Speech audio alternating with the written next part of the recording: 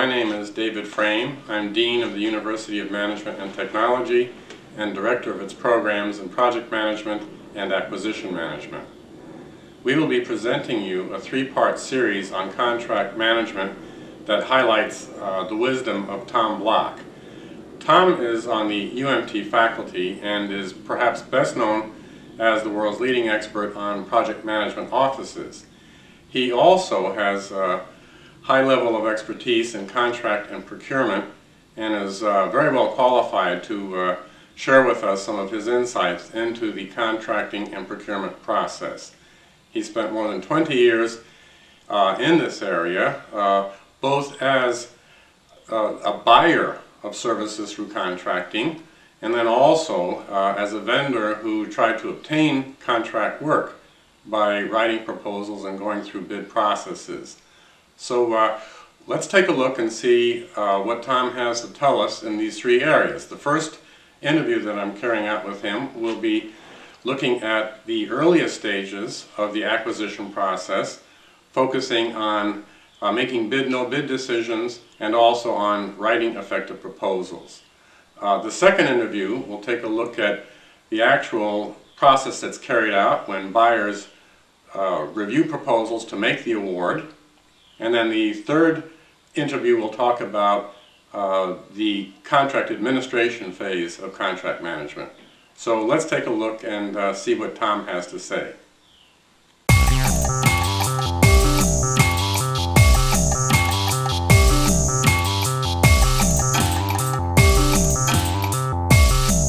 Okay, let me ask you a question to kick this off.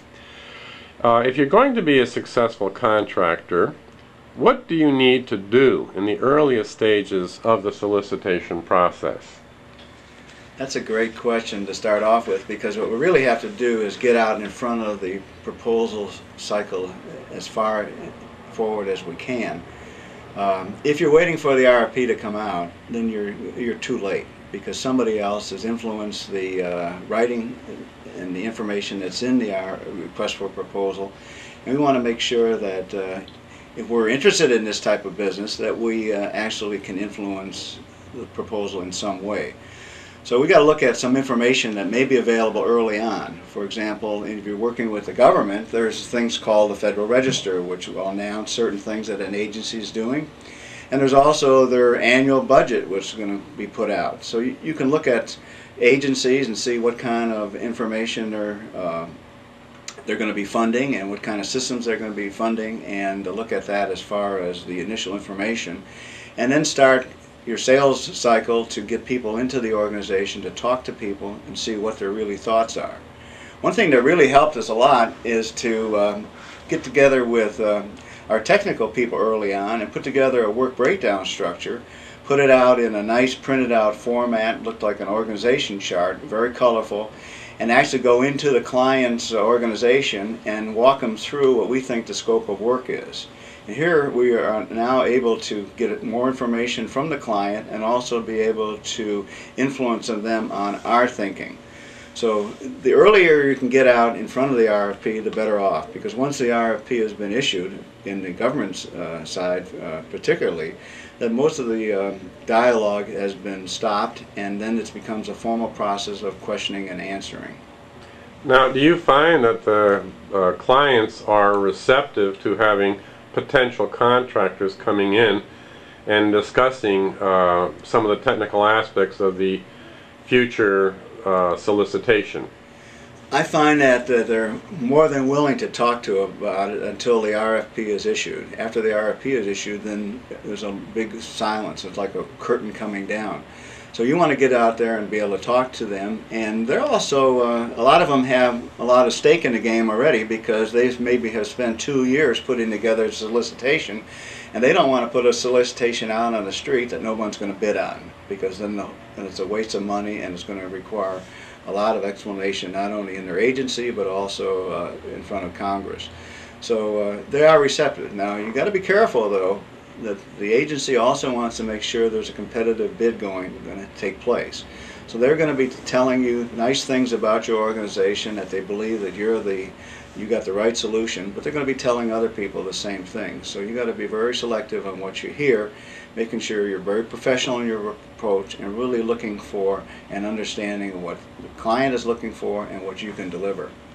Now, I would presume that even as you're trying to influence the client in the directions they take in writing a request for proposal, the statement of work for the request for proposal, your competitors are out there doing the same thing. Is that correct? Absolutely. I mean, and if you don't do it, somebody else is doing it. So that's the idea, that you don't want to waste a lot of money, because going after solicitations is very expensive. So you don't want to waste a lot of money. You want to be very selective, and you also want to make sure that you're getting the right information and that your company that you represent is capable of doing the work that they're asking for. A lot of times they make a mistake by saying that we can bid on this, but they really don't have a good understanding of what their technical staff can do if they don't understand what the real statement of work is about. Well, let me move on from that point there. Let me take off from the point you just made. If I can paraphrase William Shakespeare, to bid or not to bid, that is the question. What are some of the things you take into account when deciding whether or not to bid? Now that is the question, really, because you have limited resources. Throughout your year or beginning of each calendar year, your company is going to be putting together a budget that's going to include the amount of money that you're going to have for proposals. So you have to be selective on what you're going after. I worked for a small company. A new vice president came in, and his idea was that based on statistics, if we go after X amount, we're bound to win a certain percentage of that. Well, we spent a whole year going after business that a lot of it was not qualified to do, and we ended up spending a lot of money, and we didn't win any of the bids. And needless to say, that vice president didn't have a job at the end of that year. So the idea is you want to look at what you got in terms of resources, not only the capital to put together the proposal, and you got, remember that there's a lot of competing organizations in your company that are looking for that same pot of money for proposals. You also have to look and see, make you have a competent staff they can provide proposal support, but also a competent staff that can execute the project. So you want to make sure that you have the team to put the proposal together and also to run a piece of business, and that you're qualified. And a lot of times you have to look at what are the evaluation criteria before you can determine whether you're going to be a qualified bidder.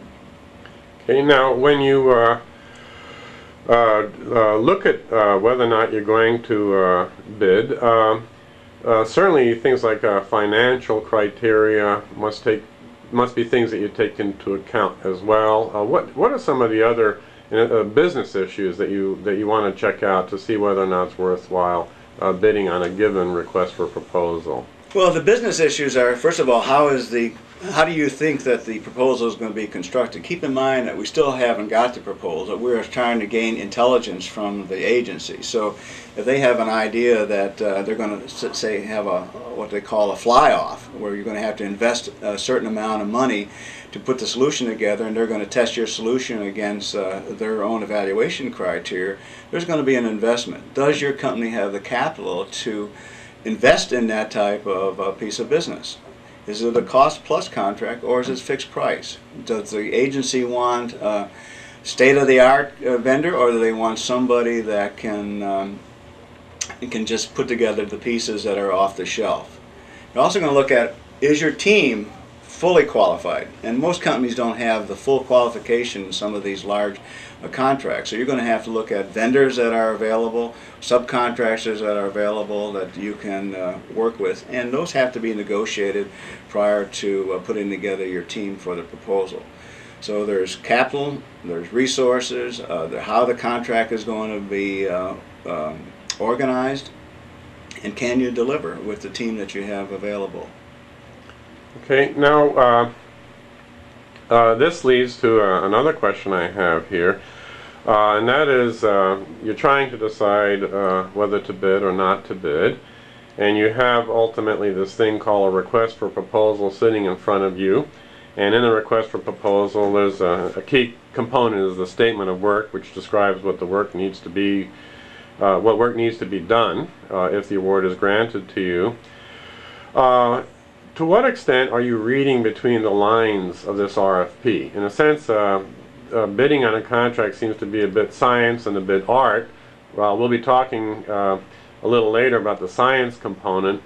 I guess I'm focusing here on the art component. To what extent in the art of reading a proposal do you look between the lines, and what are you looking for when you're reading between the lines? Well, it's an art and a science, but it's a lot of hard work, really, to read a proposal that may be 400 or 500 pages, or RFP that may be 400 or 500 pages long. It's really very difficult to maintain the focus over a period of time because of the way it is written.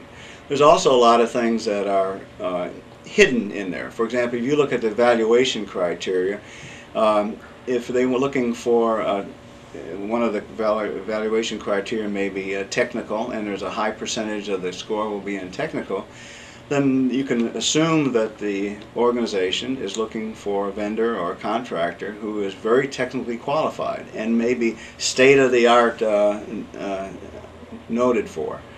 However, if we're looking for a high percentage of your evaluation will be price, then they're probably looking for a cost shootout, looking for a vendor. They're looking for a commodity type of contract.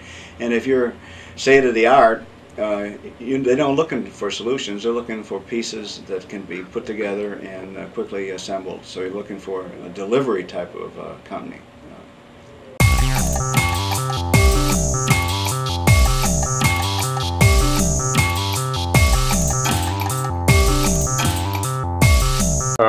Earlier, you mentioned that one of the things you want to take into account would be the way the contract is actually, ultimately the contract will be structured. Where, for example, whether it's a firm fixed price or some kind of cost plus environment. What would be, for example, in your experience, what would be situations where you'd be willing to bid on a firm fixed price contract, and then what would be situations where you absolutely would refuse to bid on a firm fixed price contract? Well, I can give you some real experience on this one because we were on a contract that was fixed price, and the company I was with used to pride themselves in bidding fixed price contracts. And we would take on software development requirements, data gathering types of phases of the project where there was very little control over that process. And as a result, we'd end up getting in the hole right at the beginning of the contract because there was too much give and take, and the schedule was very nebulous, where we couldn't keep track of things as closely as possible because we were in the more inventive stage, the creative stage. So we didn't want to bid on those type of contracts that required a lot of creativity as fixed price because we couldn't control it and we couldn't control the buyer. One of the solutions was to make it part fixed price, part cost plus. So when we would say in the beginning, when we were in the creative stage gathering requirements, we could go cost plus. Then when we got the design stabilized, we got agreement on both sides and sign off, then we could go, that development part could be fixed price. So there's a combination there. So you want to be very careful that when you're reviewing the RFP or talking to the client before the RFP comes out, you want to make sure that you understand how this contract is going to be structured because it may affect your bid and no bid decision. Now, if you wanted, let's say you proposed this creative approach where the requirements would be developed in a cost plus environment and then the implementation itself would be in a fixed price, how would you actually let the client know that that's what you were proposing to do? Well, a lot of times they won't change their mind, so then you have to make a decision whether you're going to go after the piece of business or not. But prior to the RFP coming out, when we're trying to influence the contractor, influence the agency or the organization and those people, we should bring this up. What kind of mode of a contract that they intend to be issuing, and find out why they intend to do that. Because a lot of times you have failure in contracts and in projects because the contractual structure has not been appropriate for the type of work. So the key here is to try to influence it, and if you can influence it, change the minds of the people to be more reasonable, then you should make a decision whether you can make money on this piece of business or not.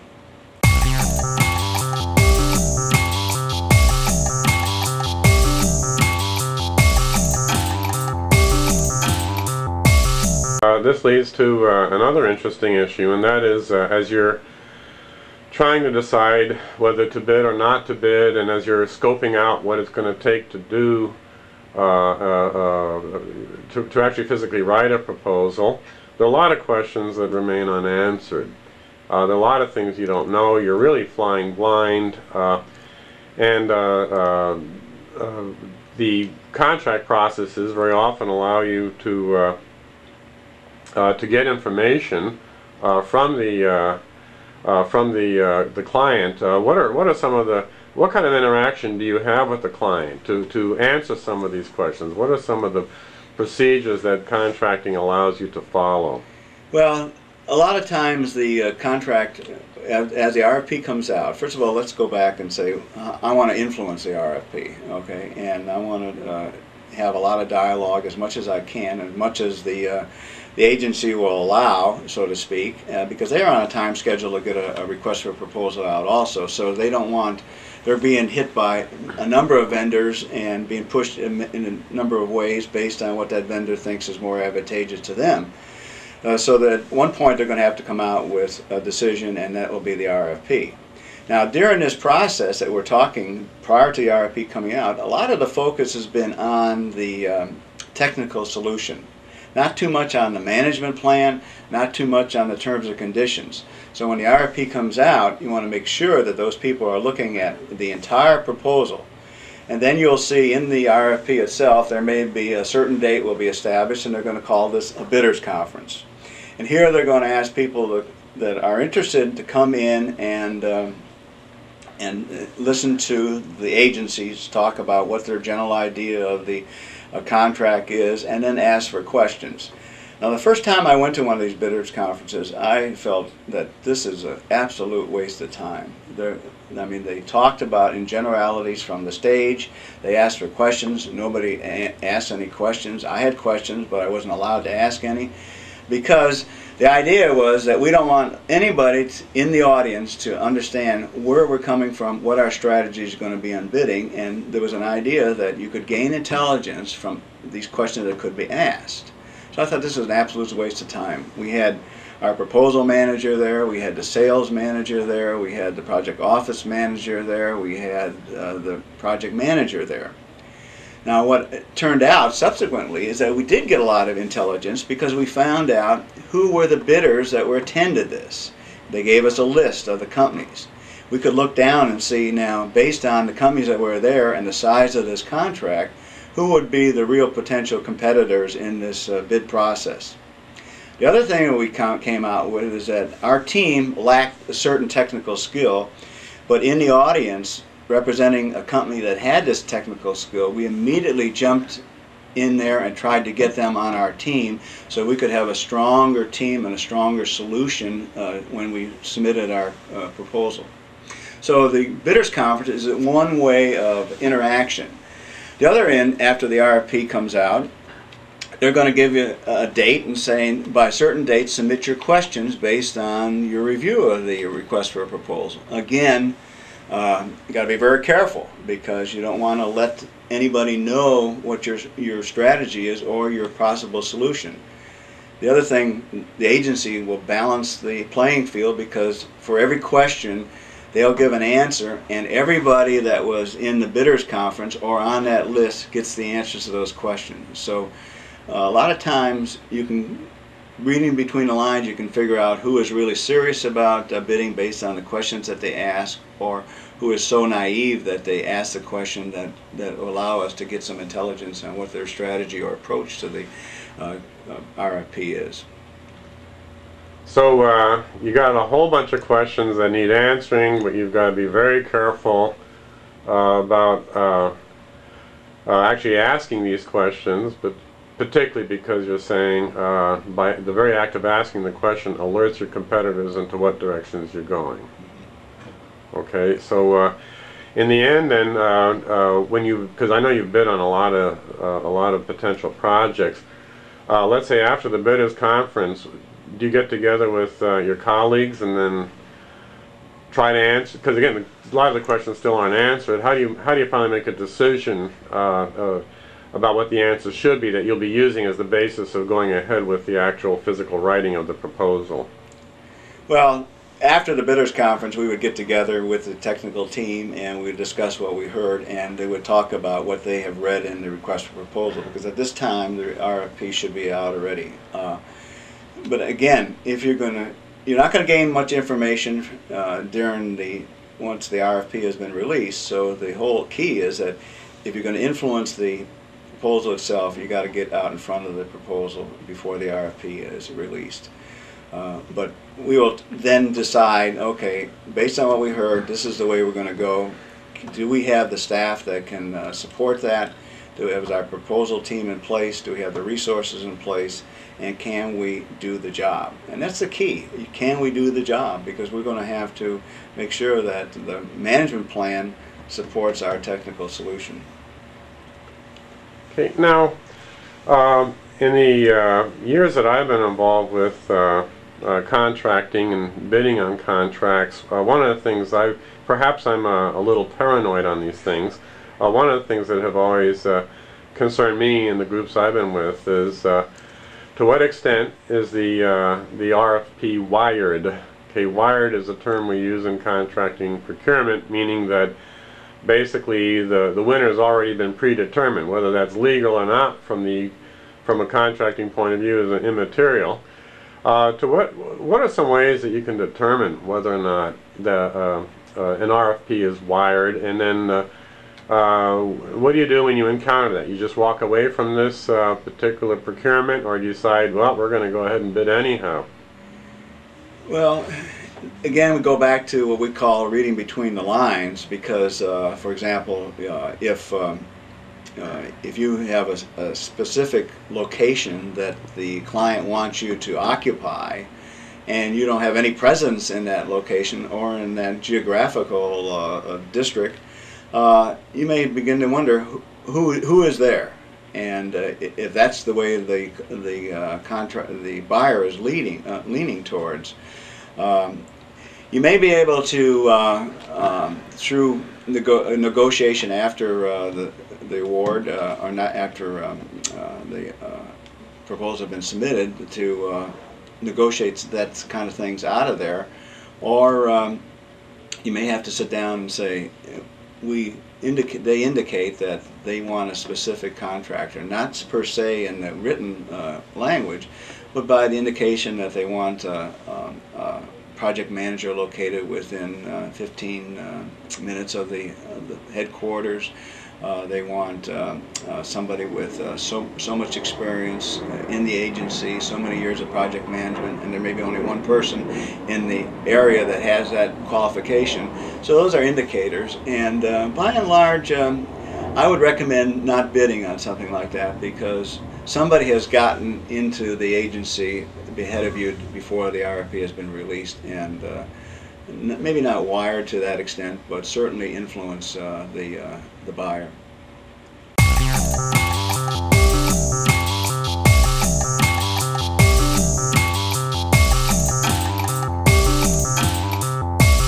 Are there any deal killers that you can recall in your experience, where as you're going through this discussion, we just say this is crazy, we're not going to go ahead? Are there any specific things that consistently would kill your interest in moving forward with bidding on an RFP? And the deal killers I think you have to tie those back to the way your proposal is going to be evaluated. If you're going to be evaluated, for example, I look at 4 areas where you can be evaluated on: your technical solution, your management solution, your organizational capabilities, and price. If it's a price shootout and you've got a large organization that has a large overhead and a large G&A component to it, and you still want to make some profit on it, this may kill the deal because you just can't get down to the price that you think is going to win the bid.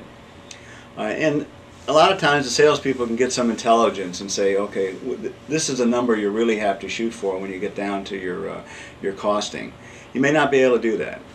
The other thing is you may not have the organization may not be around long enough that you're with to have enough references on previous business, and the evaluation may be very key to your references. Who have you done business previously of this type and done this type of work, and they want the name of that person and a telephone number, and then they'll call. That could kill the deal too for you, because you don't have that many people that are going to come up and say, boy, your organization did the best job that ever been done in putting the system together, for example. Those can kill the deal. The other thing you have to look at is in your terms and conditions. If you don't have a good solid management plan, or if you don't have good project management in your organization, and there's things like penalties for each day you delay in your delivery in your schedule, and you have a very optimistic schedule, you may be losing a lot of money just because you can't deliver on time. And you got to be realistic and said, we just don't have the team in place that can deliver consistently over a period of time that this contract's in place, and without losing money. Like we mentioned earlier, investing up front, maybe making $3 million investment in the prototype before you start getting your progress payments. So these things can kill a deal, and by and large you don't see companies that are willing to say, this is not going to fly, we ought to kill it right now. Once a proposal gets underway, sometimes there's a tendency for people just to keep going, and hopefully we'll win. And I've seen many sales managers say, if we don't submit this proposal, we have 0 chance of winning. If we do submit it, we have some percentage chance of winning. So that's the argument that's used often, and we spend millions of dollars many times putting proposals together, and we don't have a chance of winning that proposal.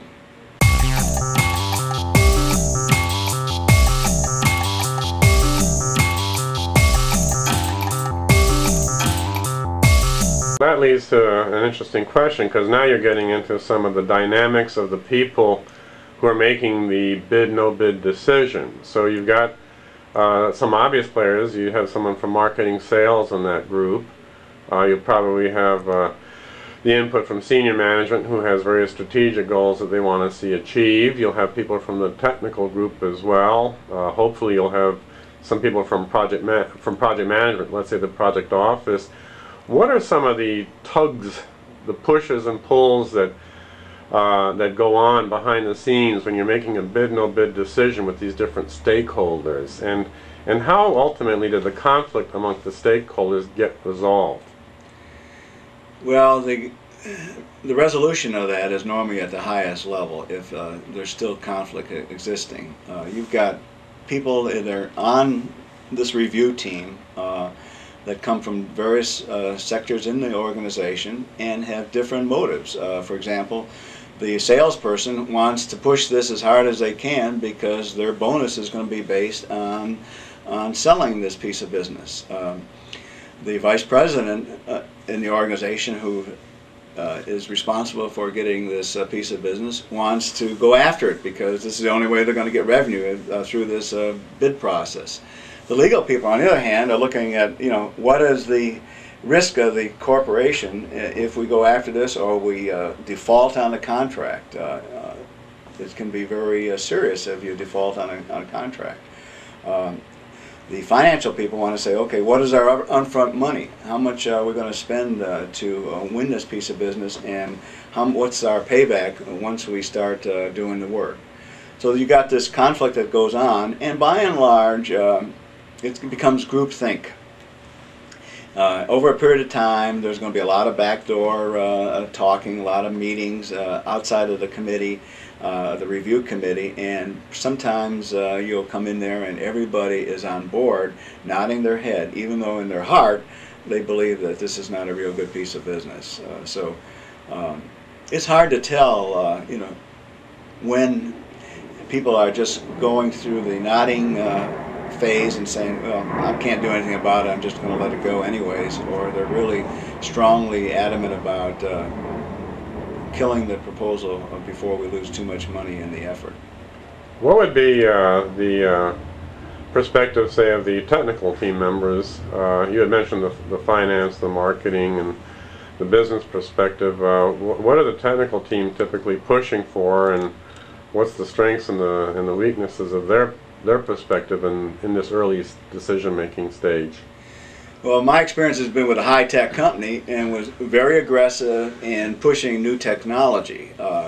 What got us in trouble oftentimes was that the government has 18 months or 2 years prior to that had put together their idea of what they want the system to be, or what they want the contractor to do, and over that period of time, by the time you actually get awarded the contract, maybe 2 or 3 years have elapsed and technology has changed. And here we got the group of technical experts wants to push new technology when it clearly states some old technology in the RFP, and you got this conflict between what they think should be done and what they're really asking for. And you have to be very careful, especially in the costing of this, that you don't want to over-engineer the proposal to the point where you're out of the cost range, nor do you want to underestimate to make sure that you can make some money on the project.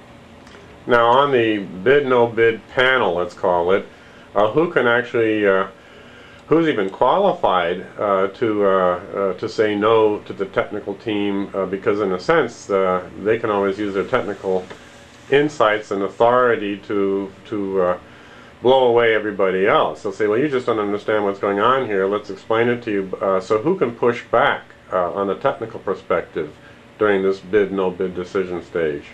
Well, anybody can push back, and from the technical side, the pushes for more technology, do more with less equipment, for example. But we've now in a point where we can't convince the customer because the RFP is out. So here's another advantage of being out in front of the RFP with the technical solution, to give some idea of what we think that the customer should be doing, and maybe change the RFP format when it appears in our technical favor. But ultimately, the vice president that has the money allotted to them for this proposal is going to make the final decision if there's real conflict. And often there'll be conflict right up to the end. And it depends on the culture in the company. Sometimes they allow open discussion right up to the end, or they'll say, we've talked enough, let's go do it. And I worked for one vice president who didn't want any conflict at all, or any questions raised in the deal review meetings. So it was almost like a rubber stamp, almost a waste of time, because people would be sitting there with valid questions, valid comments, valid concerns, and they wouldn't be brought up.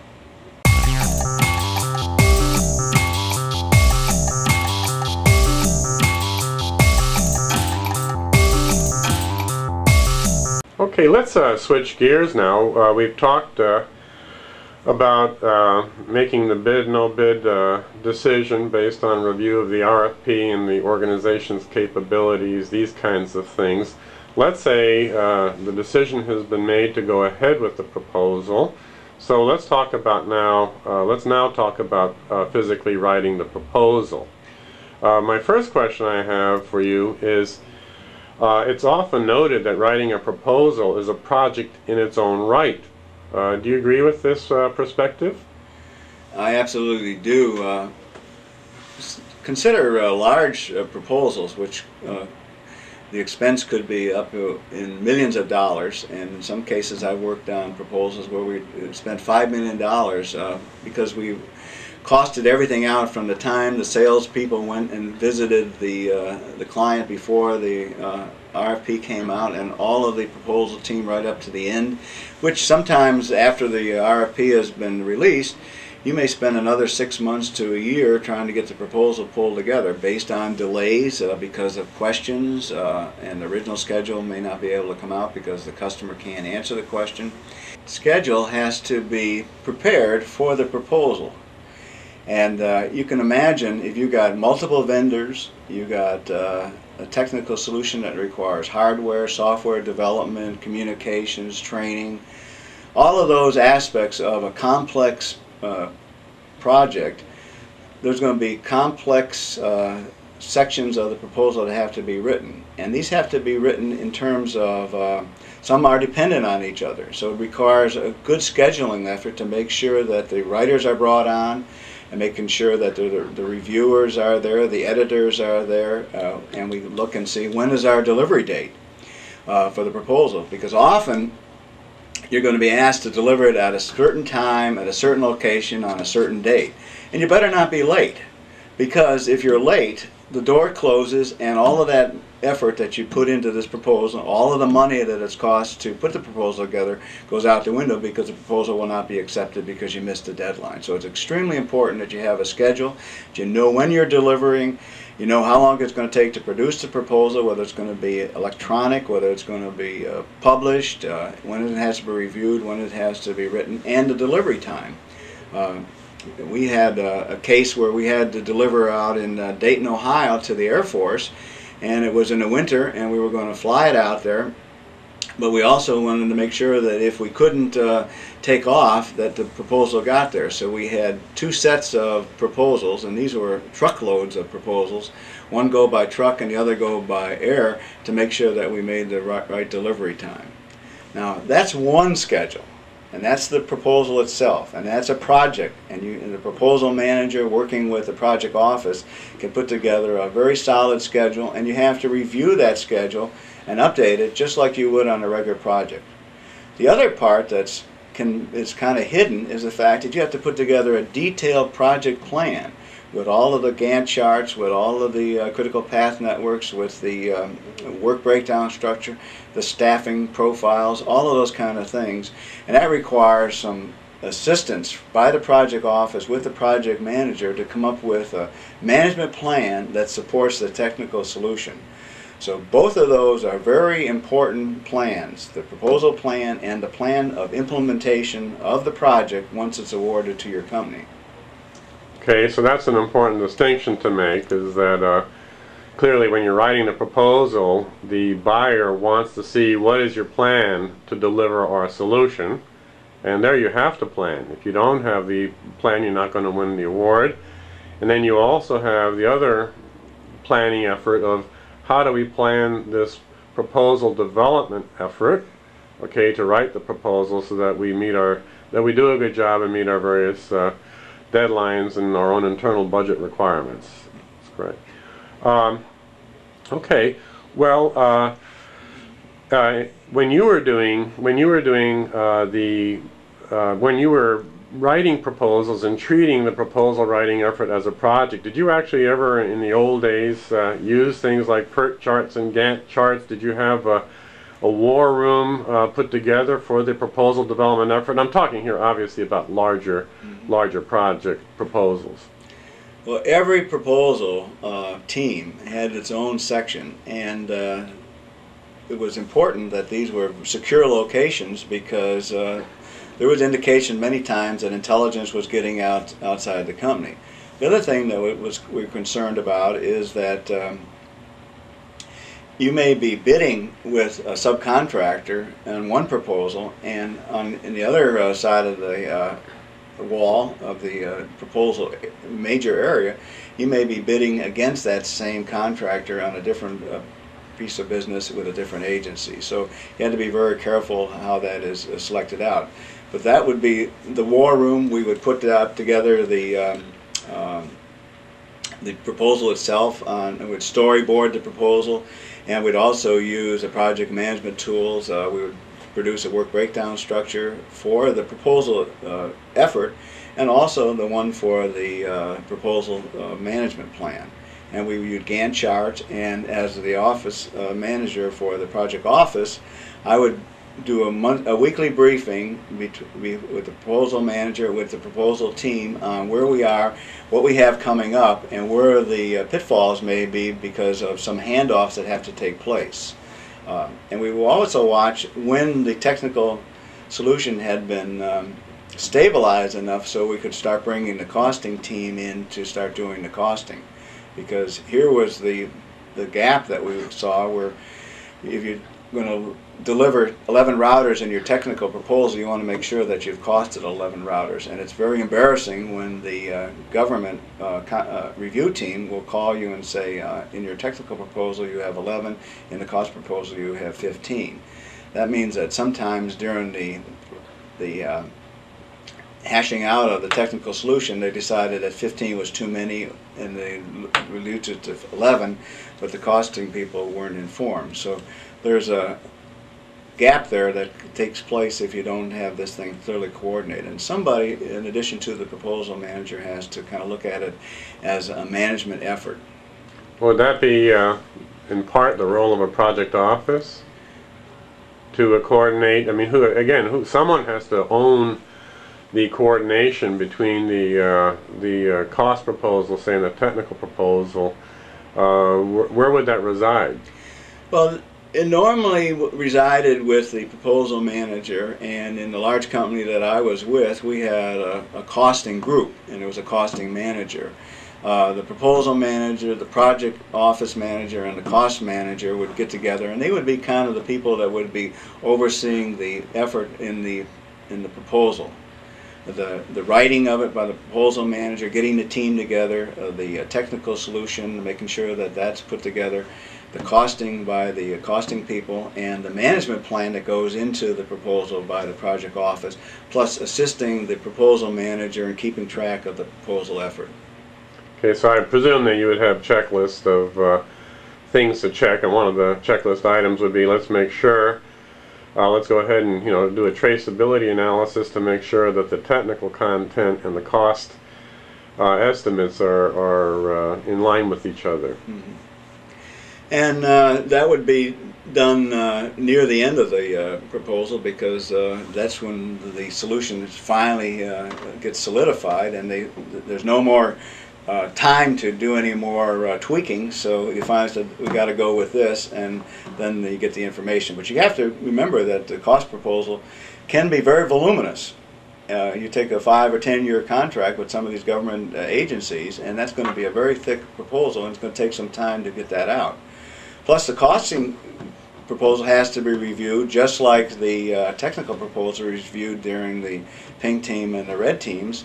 The cost proposal manager will go before the senior management team and go through the major elements of the cost proposal and make sure that the forward pricing curves have been put together properly. So you've got depreciation of hardware and software, those kind of things, all in sync with what the corporation's accounting principles are.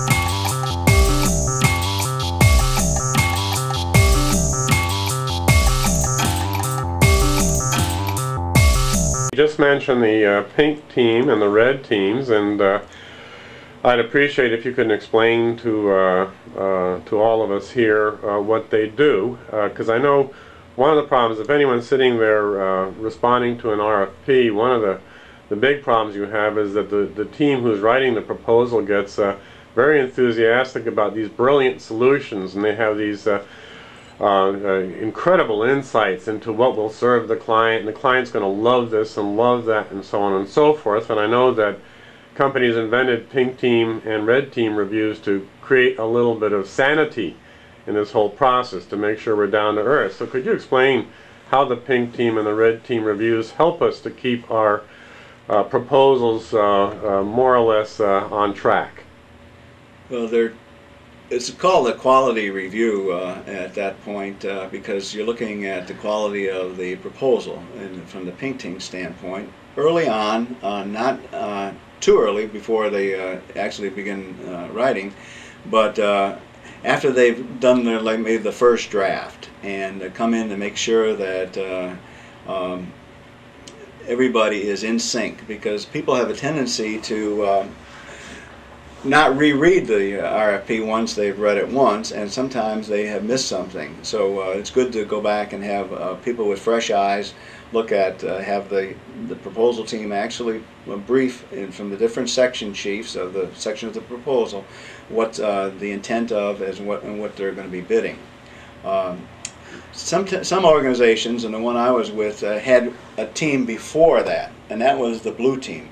And this was maybe 2 weeks after the RFP was out. Everybody had read it. The team, the core team, had to go and review in front of basically the bid no bid review committee, and say, this is what we read in the RFP, and this is how we intend to approach it.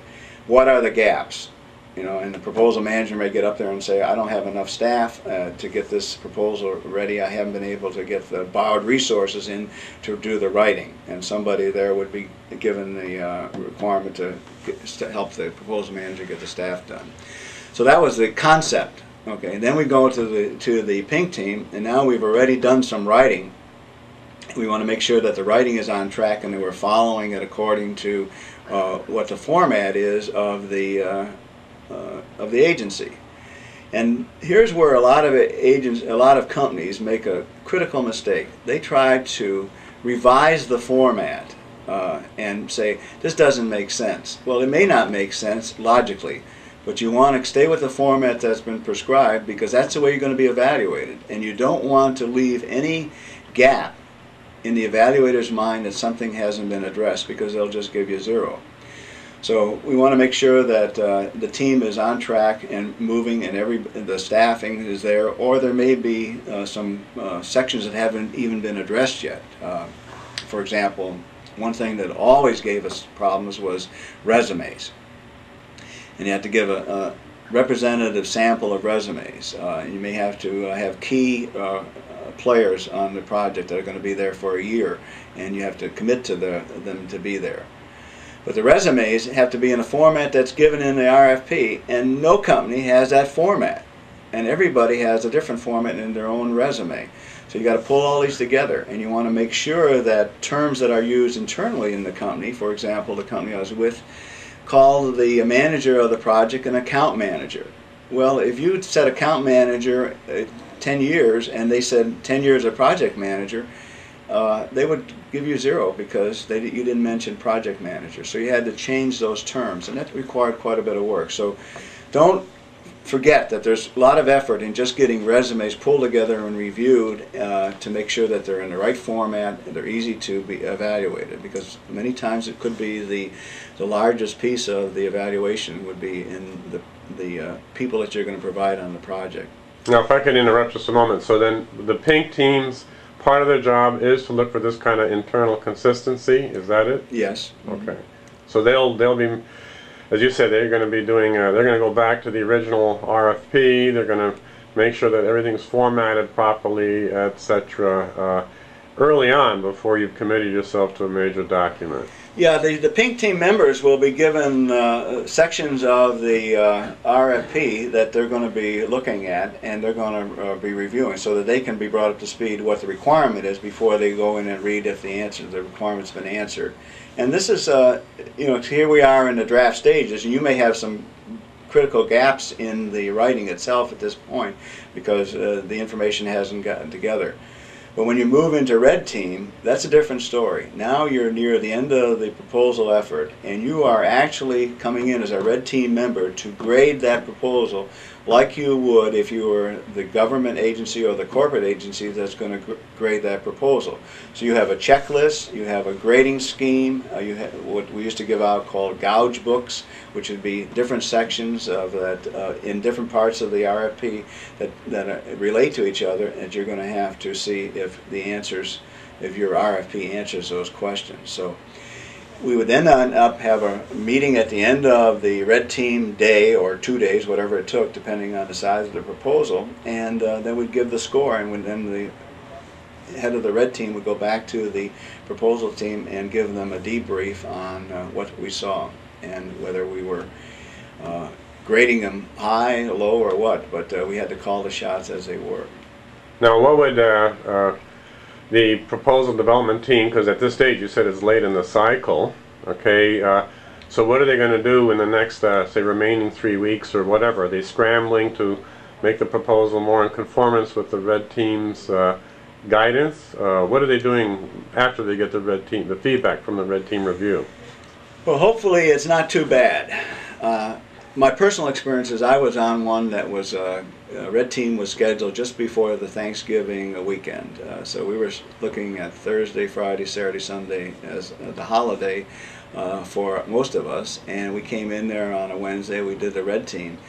The score was so low that the decision was made now that the red team members, because they had more experience than the proposal team, would now have to write the proposal over the weekend. So we ended up, because we were such good red team members, we ended up rewriting the proposal over the weekend because we just didn't have the time. And this goes back to the bid and no bid decision, because you have to, if you're going after many pieces of business in your organization, you have to make sure that you have a competent staff to write the proposal.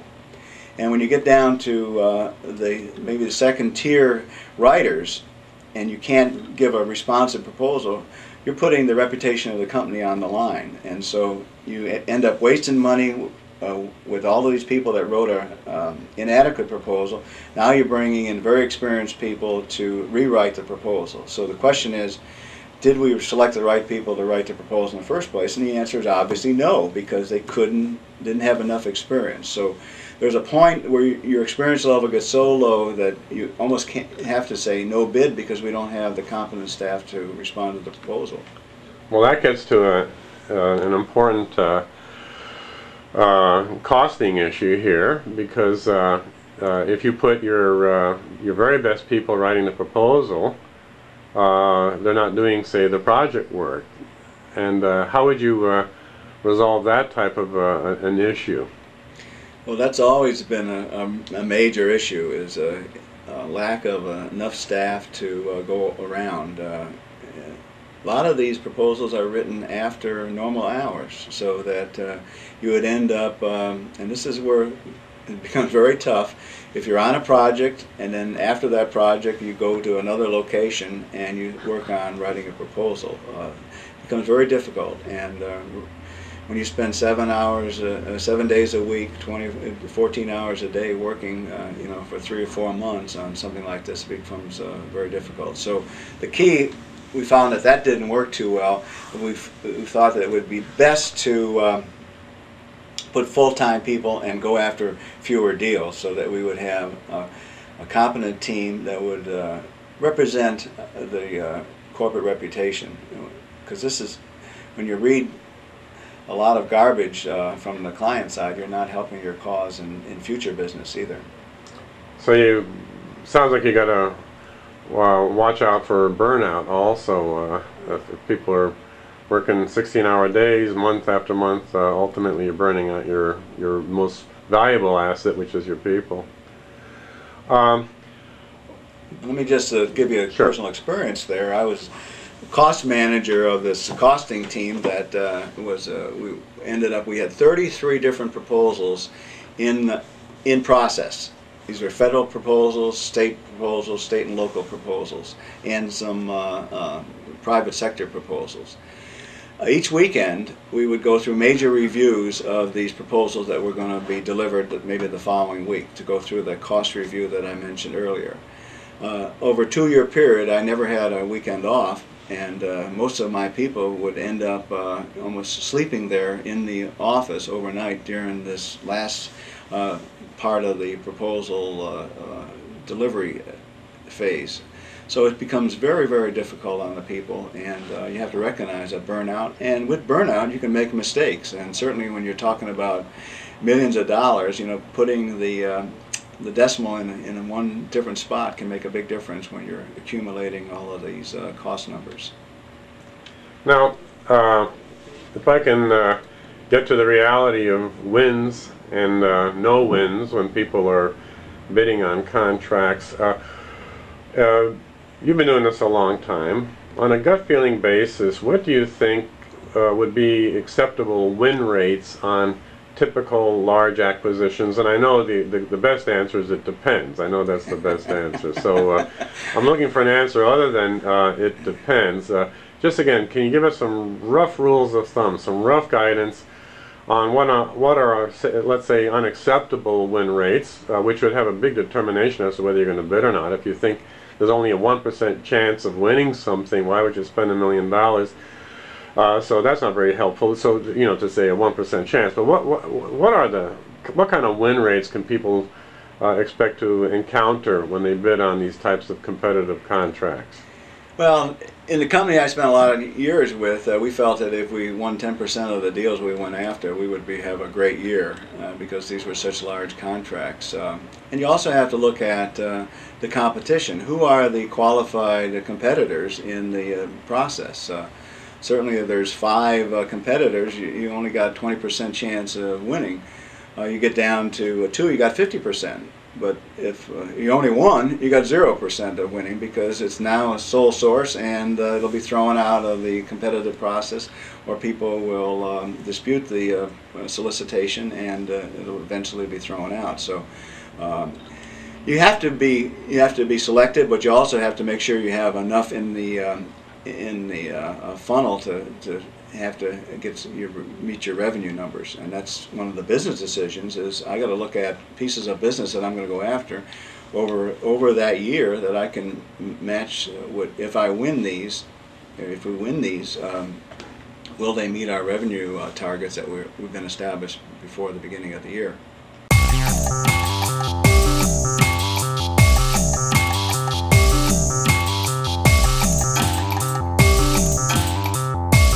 Okay, so let's say you've submitted your proposal by the deadline date. Okay, it's now in the hands of the potential buyer, and they're reviewing it. Does this mean that the proposal development effort is ended? No, it's not ended, and as Yogi said, it's not over till it's over.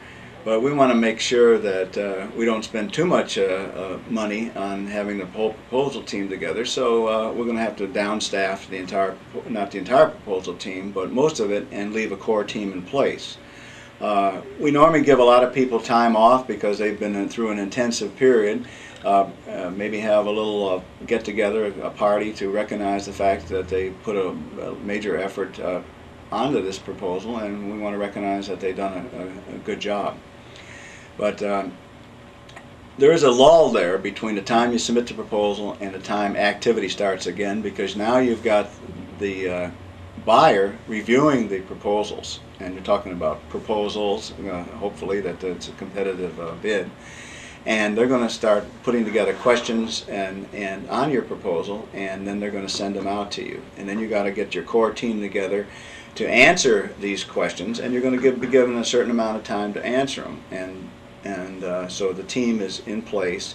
You also start thinking about what's going to happen next. Are they going to ask for the best and final to be given? Are they going to ask for perhaps an oral presentation by the team in front of the customer? You know, what are the next steps, and do we have enough staff, and are our contractors, our subcontractors, our vendors in place ready to go? So there's going to be some negotiation with those people, final negotiations, because we may have to go to a best and final, and it'll be, you know, cutting the price. So we're going to have to, what my friend used to say, we're going to have to beat the vendors down to get the best price we can, so we can have a completely competitive bid. So let me just then recapitulate what we've covered in this interview here. At the outset, we took a look at some of the considerations that we have to take into account when we're trying to decide whether we're going to even bid or not bid on a request for proposal, because it costs a lot of money, it consumes time of our good people and all that. It's not obvious that we should be bidding on these things. And then after we decided, okay, we're going to bid on a particular RFP, we had some discussion on what it takes to physically sit down and put together a proposal development team and to write the proposal. So that's what we've covered in our interview now today. And Tom, I thank you very much for your sharing your insights on these things. And what we're going to do in another interview is to take a look at the negotiation phase, what you just began hinting at right now. So best and final offer, negotiating the award. This is a very important stage of the getting business through contracts process, and that's going to require its own piece of time on it by itself. So again, Tom, thank you for your time. Thank you very much, David.